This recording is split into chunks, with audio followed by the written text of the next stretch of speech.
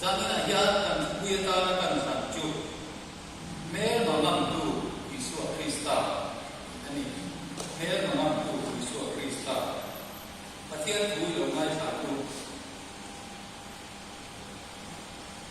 sam number sum wa sam sum ye thang ya ngal davida hian kan Isu tin tong tu te soi tu te kam ta ka lo soi lo ka tuna kan chian tu ko hi chu ji ngam chu ani sam sum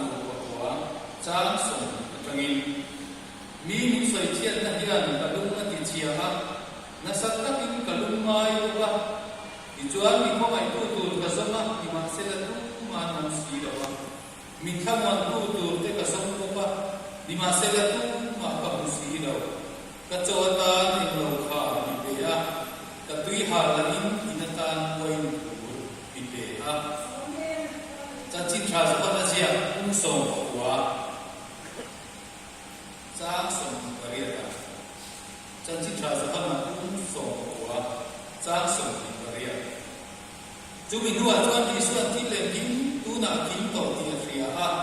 và thiên lệ các tu khá trên nan các tu ya lệ, anh tia chúng ta chuan lệ bạc hạt, quay tu ra hạt anh buông à, chúng thì chuan xuân bạc hạt chuan quay tu ra chiết bạc kim, tu sốc tia mà anh ta ra, áp mùi anh thế na, kín đi xuân quay tu chuan lâu hình dọc chuan akinta atia in anua kuna athara athata pathian in ku man so se amen in trong tai